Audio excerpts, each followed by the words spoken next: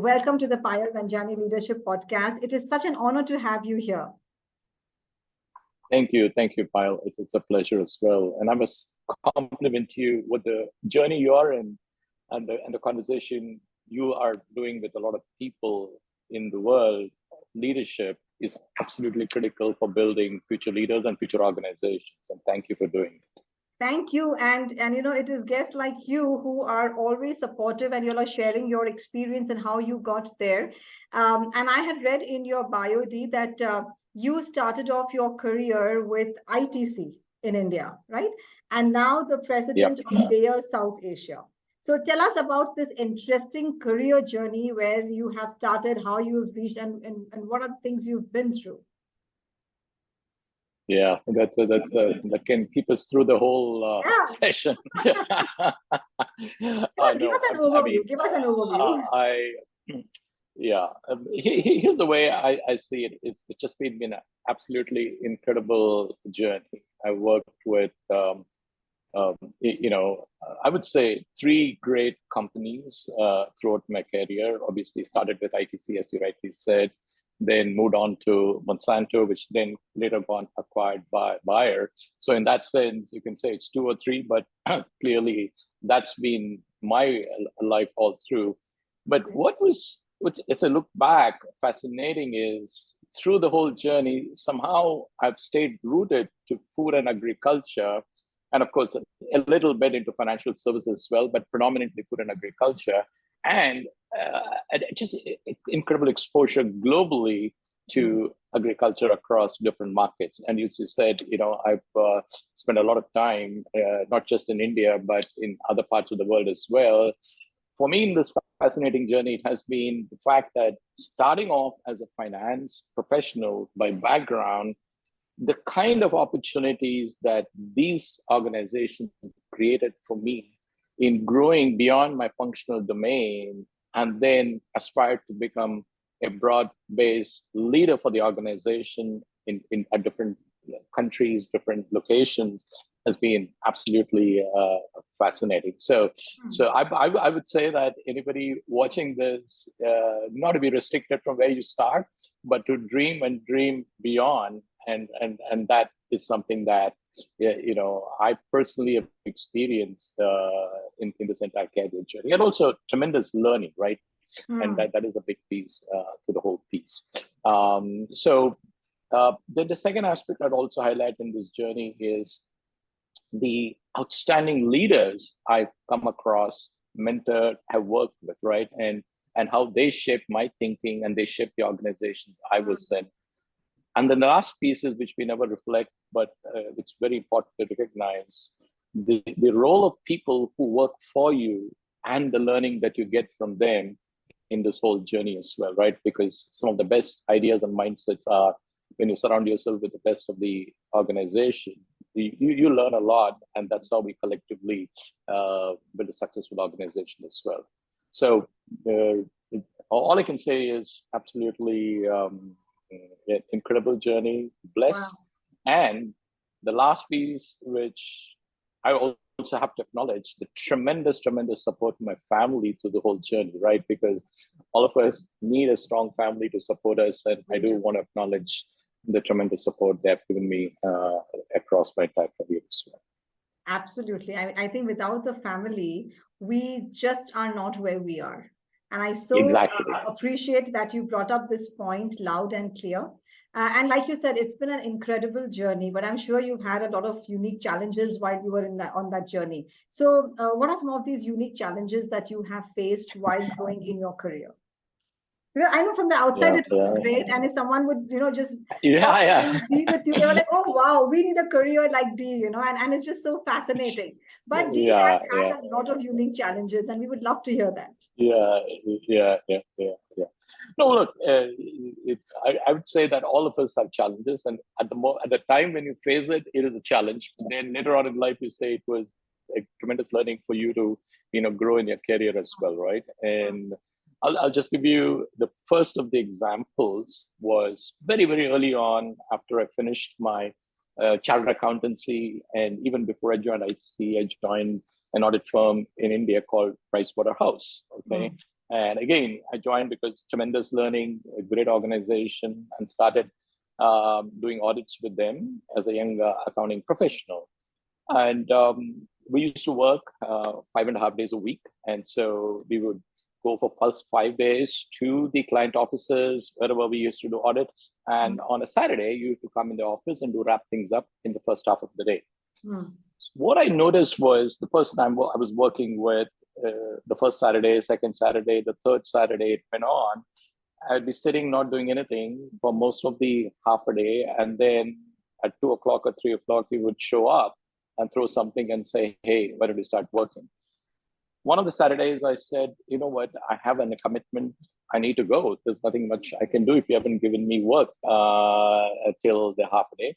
So I went up to him and said, look, I want to go. If there's nothing more. He looked at me and said, but still, I haven't finished giving you a task. He said, yeah, I understand, but I have a commitment. He looked at me and said, you can sit or quit. This was the exact word. And that shocked me. And I went back to my desk. And I was very upset as a young professional. Oh my God, how is it that within 3-4 months is a kind of come in? I sat there and just wrote out a letter of resignation and sent it to the chief partner of Pricewaterhouse in Chennai.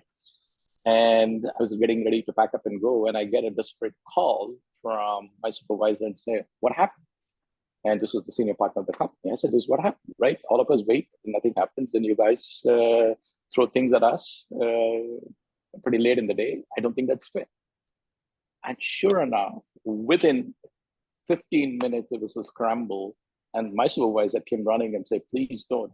And from there on, the whole thing changed. And I stayed on for 4 or 5 months. And that whole atmosphere of the organization changed when they recognized it. It was just that they were not aware that how to treat people, right? And this incident was something stayed with me for the rest of my career. How do you treat people with respect, right? Because all of us, we work for organizations, but if you don't respect people and time, you just, it's not fair, right? So that was not a challenge, but it's a tremendous learning. You'll have to stand up to what you believe, right? Don't take things for granted. The second example, and I would say this happened when I moved to the US, right, in early 2000, after working for almost 12, 13 years in India. That was almost like a cultural shock, right? But outstanding experience to move into a global leadership role, leading global credit for Monsanto at that point in time. And what I noticed was there was a tremendous resistance for change, right? From the organization in terms of how to do or approach things, right? Especially when you're talking about credit, it is large exposures because we were leading with organizations with large credit exposure, right? With one of our largest companies had a credit exposure of $1 billion plus. So how do you look at it? How do you manage it? And so one of the biggest challenges there was they pretty much treated us like a bank, right? Is they would pay whenever they would pay, as opposed to, not honoring the credit term. And then you would try to sit down with the commercial folks and explain, hey, this has huge impact for us as a company from a capital structure and from a cash flow standpoint. Nobody would listen to it, right? They say there's a new Indian in town and he's going to change the way we've been doing things for 20 years. That's not going to happen. Absolutely, yeah. I mean, that's the resistance. But to me, the challenge was not just the resistance, is how do you overcome the resistance, right? That is because somebody doesn't get it. How are you going to make sure they get it? And that's where there was a point of time in early 2002 when there was a huge financial crisis when liquidity dried up. That was a pivotal moment to go, because then it was them coming to me and say, oh my God, we have to do something. Tell us what we could do. And then we did a whole host of things, getting banks into the mix and changing the whole way we dealt with the customers, bring financing directly to the customers, et cetera, right? Which pivoted the whole thing later on. But the reason I make this statement is when you get into new situations, you're always going to find a challenge of acceptance and persistence. The question is not to give up, but stick to your convictions and find the right moment when you can help people see the value of what you are wanting to do, and then drive the change through and showing value for everybody in the system. So I highlight it because, even all of us in our journey face different situations. But this to me was a big challenge, but also I think was also the moment where this got solved, the acceptance completely changed, and say, okay, this guy knows something, and there is some value in at least listening, right? So there are a number of examples like this, but I'd only tell people that don't give up. If there is a conviction, if there is something, there is an idea, keep at it, and don't give up. And then one last point, I'll tell you this again, might help people. Monsanto sponsored me to do an executive MBA program at Kellogg. I was sponsored, which was outstanding experience. But I came out thinking I had cat's whiskers and was ready to go to the business, right, and go and become a business head, CEO, etc. But that didn't happen, and I was very, very frustrated, saying, "Oh my God, I've just finished an MBA. These guys don't seem to see value." That's when one of my sponsors and one of my bosses at that point in time clearly said, look, this doesn't mean that you should get frustrated. Go after a challenge which is very different, even if it's not what you have. And that's when I moved to Europe to set up what was then very unique, which is the in-house bank for Monsanto, where I learned currency risk management, commodity risk management, global cash flow management, which became foundational for me. Those are skills I didn't have. But sure enough, within a few years after that, I got a business role and moved on, right? So this is when a fork in the road happens, which possibly is not something you expect, don't hesitate to take it, because it could lead you to a path which still brings you back to what you passionately want to go after, but with new skills as well. So those are some of the things, Payal, I would highlight, right? It is never a straight road, right? You just have to have to face the challenges, step back, learn from it, and keep running again.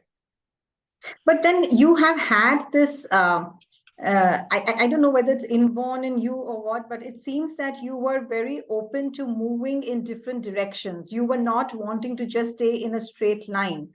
Is that something you feel is an inborn quality in you, or did you have to pick it up while on the way? Well, that's a great question. And possibly a lot of it starts with my life as I was growing up. Okay. And as you asked the question, reflecting on it, I'm a single child, right? I was the only child for my parents. But my parents, I can resonate with you on that. I'm the only child too, so you know what I mean, right? But I never felt like a single child, because I was always surrounded with family, cousins, friends, all the time. It was just amazing.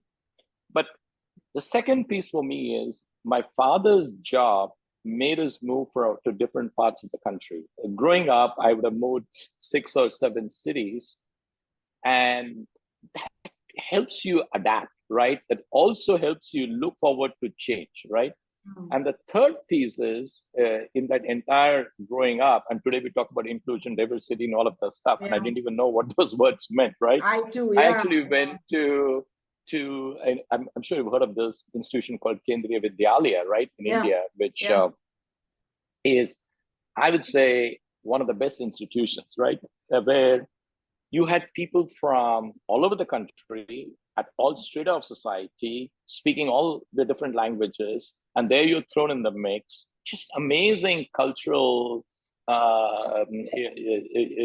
orientation, or the cauldron is just, everybody is there doing different things, different skill sets, just amazing. So when you're growing up with that kind of an environment, pretty much you're almost forced to adapt, forced to learn new things, new languages. So just amazing. So that, I think, was foundational for me, which I think in a way helped as I went through this whole career journey of mine as well.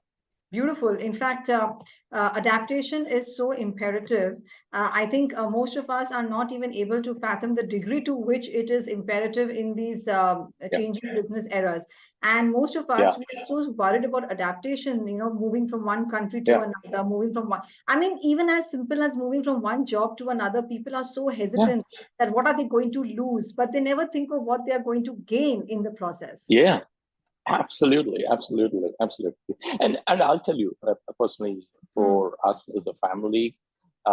As I look at it, my kids born in India, then studied early years in India, moved to the US, moved to Europe, then back to India, back to US. My daughter went to school in Canada, back to US. So imagine today grew up as global kids. Absolutely. Period, right? Yeah, and that's and for them, the world is an oyster, right? Because today, as I look at all their friend circles all over the world, I mean, wherever they go, they pick up, they text and they're meeting somebody from a school or their college, and pretty much. So to me, this is very important for people, right? Because today, as I talk to a lot of people, this whole fixation that I want to stay, nothing right or wrong, right? I want to be in this place and then do different things. If you want to go and experience, be open to embrace change. Be open to embrace, the challenges that come with the change, but adapt, and then that helps you grow and develop as well, right? So I think at least in my personal journey, it was very rewarding to go through all of these. Absolutely. And your children are getting an opportunity to be global citizens. Global citizens is not just when you sit in one place and then you're on the internet throughout the world. But the fact that you are meeting different types of people, cultures, and mindsets, that itself changes the way you think and the way you look at, business and the way you look at life. So I think that's a fabulous opportunity each of us would want to take. Absolutely. And D, you have, you have a view from the top, and you've also grown in the journey yourself. So what have you seen? What are some of the reasons that people get stuck in their career? Oh, that's a big question, right? I'm sure there's a list of it. I think the most critical reason why people get stuck is their inability to comprehend their own potential. And I'm saying it very deliberately, right? Because let's repeat that. You said their inability to comprehend their own potential. Exactly. That's deep. And the reason I say this is because I've experienced it at multiple points, right? And I'll give you the first time I realized that it happened to me, right? And that's the reason why it stuck with me all through my career. When I started my career in ITC, I was fortunate enough to be one of the few people who started working with the agribusiness, right? We set up agribusiness at that point in time, right? And we are setting up a business, launching a brand, which I'm sure you've heard in India called Sundrop, which has become an iconic brand in the country. And our challenge was to get the brand launched. And 2 days before the launch of the brand, the factory manager quit, right? This is what happened. So my boss at that point in time, and I mentioned this publicly in other forums as well, was a fantastic leader who I looked up to. Unfortunately, I lost him a couple of years ago, from Das. He called me and said, "D, this is unfortunate, but we still have to go ahead with the launch." I said, "Okay, so how do we go about it? We don't have a factory manager." He said, "No, we do." I said, "What do you mean?" I said, "You are going to go and run the factory." I said, "I am your finance guy. I'm not, it doesn't matter. You have common sense. You can lead people. And all you need to do is trust the people and the plant managers who are there, and they will run it for you. They just need supervision and direction." And that's how we launched Sundrop in the late 80s, right? And I make this point because by him giving me the opportunity, and I ran it for 6 months in addition to what I was doing till we found a factory manager, because I never realized that I had the potential to go and run a team of people, although not being the technical expert on the ground, right? And so when you talk to people, and this is why I said people don't realize the potential, a lot of them, if you talk to them deep enough, you will realize their ability to do is much bigger than what they think they're capable of. The question is, it's how do you help them release it, see it, and then develop from there. And so I personally see. I just want to say something here is that are you pointing to the direction that it is a leader's responsibility to get the potential out from their people, or is it our responsibility to comprehend our potential? Both. Okay. Both. Okay. Because if I don't work for a leader who sees the potential that I have beyond what I am seeing, then it'll always be a latent potential, right? But if it turns around and say, hey, I'm willing to backstop you, it's a risk, go take it. Let's see what happens, right? I know you're passionate about this, but you don't think, you think you don't have the skill sets to do it, but just have the passion. That's okay. You can grow into it, right? That to me is the real art of the leader wanting to do it. But then the other side, from the individual standpoint, willingness to take risks, willingness to step out of the comfort zone, willingness to go out and say, I'm going to give it my best shot and see how I'm going to develop, right? All those make a big difference, right? So to me, that's why I made the comment what I made, that a number of us possibly don't realize. Yeah, we don't. That is true. We just keep going from one position to another, from one designation to another. Just take what's coming our way. Just go as per the job description. And I like how you said that. So, so going forward, when it comes to the promotion or to get noticed, according to you, D, who gets most noticed or promoted? Is it the person who's working the hardest, the most loyal, or the most smartest in the room? I have a very different philosophy, right? I'd love to hear that. No. What I mean is the word promotion is aspirational, right? That is clear. All of us aspire. Yeah. But for me, it's more about the job itself and what makes somebody successful in a job, correct? And a job can be at a different level or whatever it is, or could be lateral or whatever. So that is not the point. Is when you're looking for selecting somebody for the role, you look for what are the successful attributes critical for the role to be executed well, right? And what do I mean by this, right?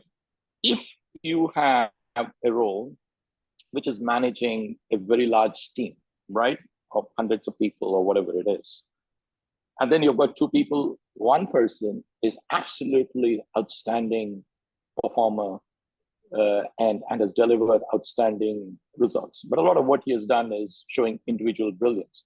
And then you have another person who works very well with teams, who has built strong leaders and executed them well, right? Who would you pick?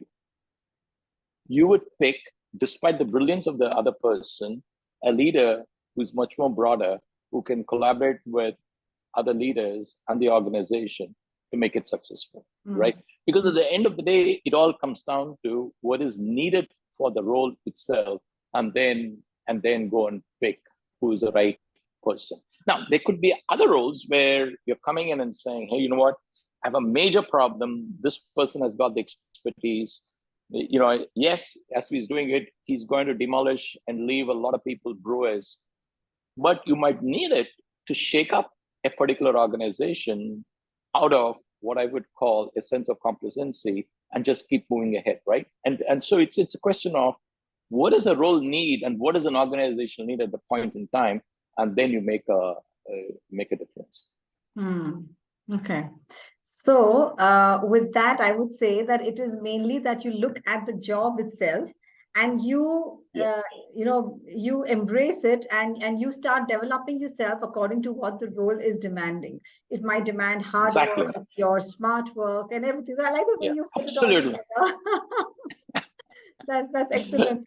And do you also have a passion for transforming agriculture, right? In the agricultural sector. So what are some of the major issues that you see farmers in India are going through right now? And I think it would be so nice for the world to know what is it on the other side. Yeah. Let me ask you a question first as I walk through this the journey on this. While you and I live in India, we have our daily meals. Have you ever thought about when we sit down for lunch or dinner, how many small farmers have toiled day and night to get the food on our table? No, it doesn't even cross the mind. That's the point, right? Today, if you look at the world, majority of the world, I would say, there are 500 million smallholders in Asia and Africa predominantly who produce for nearly 80% of the population. That's number one. And number two is they do it day and night, COVID or no COVID, especially as we went through the whole crisis, to ensure that there is food security in the world. And when you talk about 500 million farmers, that's almost 2 billion people in the planet are directly associated with smallholder agriculture, right? Because if you have a family of 4, that is the size of the population that is linked to this. And that is where I think all of us, wherever we are as a society, first need to acknowledge the tremendous work, tremendous hard work that smallholders are doing for livelihood to bring food to the table. That's the starting point. The second piece is each one of them, I would say, there are 3 or 4 big challenges that they face, right? Because most of them farm in land holdings less than 2 hectares, right? That is, just an average that you see, and it's getting even more fragmented, right? And the entire livelihood depends on what they earn from this, right? So as you look at the biggest challenge that they face is consistency of earning farm incomes every year. Because there are good years and bad years, and largely because of some major issues. One is the entire agricultural value chain starts with being able to have access to good quality inputs, right? Whether it is seeds, fertilizer, crop protection products, et cetera, right? So the access to that is one of the biggest challenges, good quality inputs. Then the other piece is, imagine when you're sitting and farming, there's so many challenges that they hit them, right? Timeliness of rain, right? The weather forecast. The second piece is pest infestation. So many things. So there is a lot of agronomy knowledge that they need as they grow to mitigate the risk of production. The third piece which they have is more than 80 to 90% of the farm system has a big challenge of access to financing the whole production, right? We don't even think about it, but these people have to borrow from the informal sector predominantly to have this whole thing, ecosystem going. And even if they do all of these, the access to markets, right? Connectedness to markets to sell the produce. And that's why I asked a question. You and I don't even know how many small farmers have worked on producing our food because we get it from the local banana shop. Okay. But what they sell through the intermediaries and what we end up buying, possibly they don't even get a big portion of the value that we pay to procure our food, right? So therefore, if you bring it all back together and then you add on top of it all the challenges of climate change, vagaries of weather, this is one of the biggest challenges that the world of agriculture faces, the sustainability of smallholder farming. And even more critical is the sustainability of livelihood of smallholder farming. So that is where I believe, but I look at it differently, right? Today, the world and all of us have the ability to solve it. And that is the journey we are all in to say, with 2 hectares, we can make sure that smallholders can make sustainable living. Smallholders can improve their livelihood. So that to me has been not a challenge, but absolutely an amazing journey to how do you find solutions to solve these challenges, and I think that's the most important piece for all of us to collectively solve and not just any one organization. So yeah, because you're already doing a lot to, like you said, these are some of the challenges. And in your role, you are doing everything to impact the lives of these farmers. Like what? Yeah. No, that's a good question. So the first thing that, as we realized in this whole journey is, I mean, the whole industry as a whole, a lot of us were just focused on selling products and providing technology, right? Because each of us have been in different silos, right? At companies like us, like Bayer, we sell seeds, inputs, etc. as one end. Then you've got off-takers buying produce and walking away. Banks have been trying to lend, but with minimal success, right? So the biggest opportunity which we see is, how do you collectivize farms and go to these farmers as a collaboration of all the players who jointly own the outcome of improving smallholder income? Because if we do it, there is value in it for everybody, right? So at the end of the day, because they've all been playing in silos, imagine if it is all a connected train, then it's a very different. So that is the starting point, but we can't do it one farmer at a time. It also impacts their income, right? Their income bracket absolutely. Also, okay. That is an outcome, and that's where absolutely great. If you take India, for example, the push of the government to collectivize what's called the farmer producer organization, think of it as small farmer cooperatives, are all moving in the right direction to bring this together. The second piece is, in the world of digitization, this whole digital connect also is a game changer, which is happening in farming, which means today we can connect directly with farmers, price transparency, where can you sell your produce, weather alerts, alerts that, hey, be careful, this pest infestation is coming, start spraying immediately, the challenges of labor and mechanization. So it's a lot of things that you can do once you get this together and then connect digital to the whole ecosystem. And the third dimension, and this to me is something world over we're seeing in different countries, and I think which is absolutely the right trend, is significant scaling up of rural entrepreneurship, right? Because we're always talking about startups here, startups there, but there's tremendous energy and people going to set up small scale units and businesses for services, for shops close to small farmers who are trying to bring all these services together. So there's a tremendous thrust toward rural entrepreneurship, and not just rural entrepreneurship, is saying a lot of women coming into the ecosystem to become rural entrepreneurs as well, right? Which is again a big change.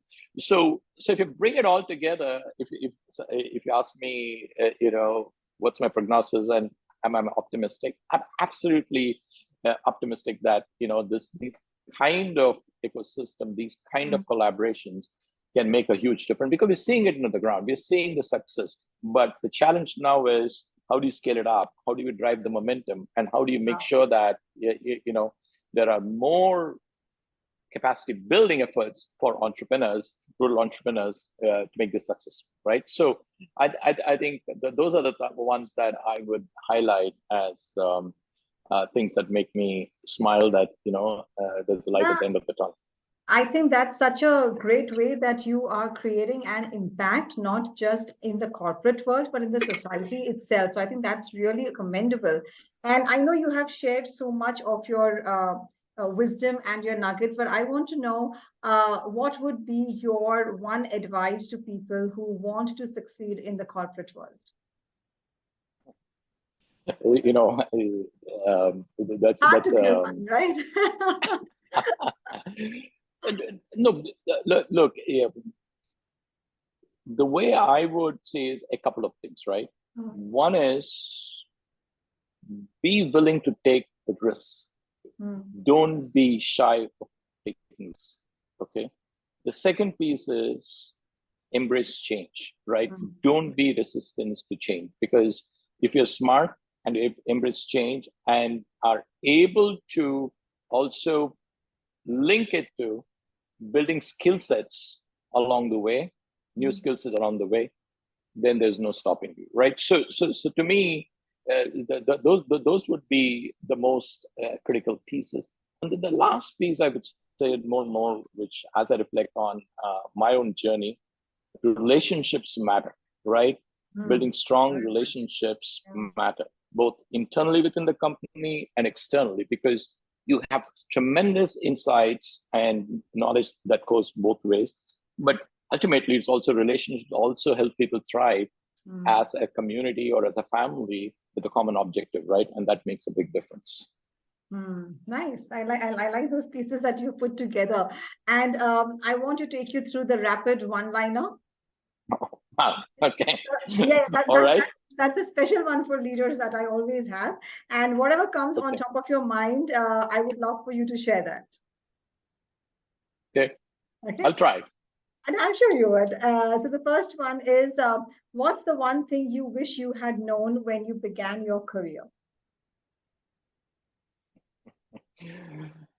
The world of startups is so exciting, and it existed when I started my journey. And I had the opportunity to have worked in a company like a Google or a Facebook when I started my life. But no regrets. But that's just wonderful. That's what came on top of your mind, but that's wonderful.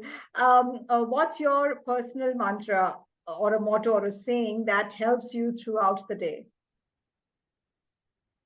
This is actually not my mantra. This is my dad's mantra, which is always, and when he said it, I never used to understand it, but I've imbibed it, right?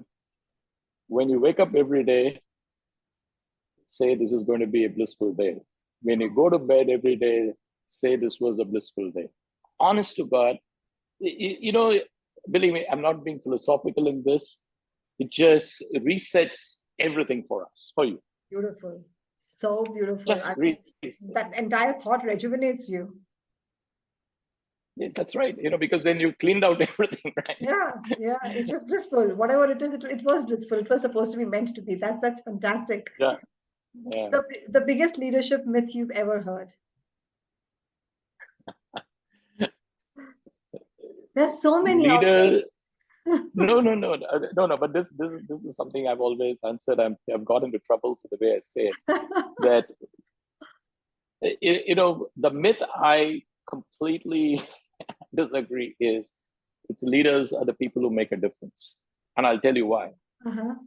It is leaders backed by strong organizations that make a difference, right? So ultimately, foundational is the organization with leaders coming there, and those combination of those two make a difference.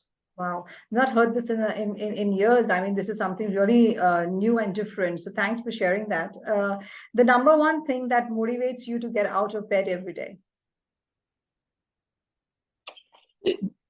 Look, I'm so blessed in the kind of role I have.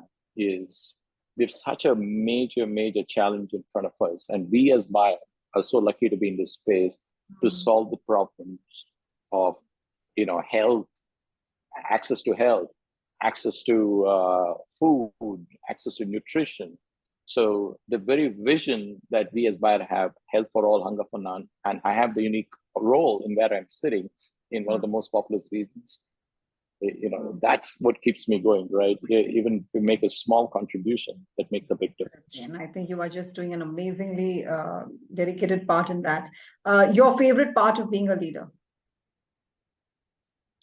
Just meeting people, just the building relationships, just listening to people, just the quality of conversations, the passion I see in people. That is what keeps me really energized. Wow. This one's interesting. Which superpower would you rather choose, invisibility or mind reading? Can I choose both? That's why there's a stress on one of them. You either become invisible or you have mind reading. Yeah. But I will relate it to the previous answer I gave you.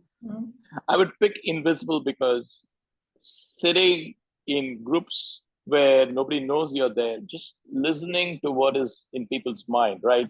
And hearing. You still chose both, invisible, and then I'm going to read people's mind. No, but that's the best bit, right?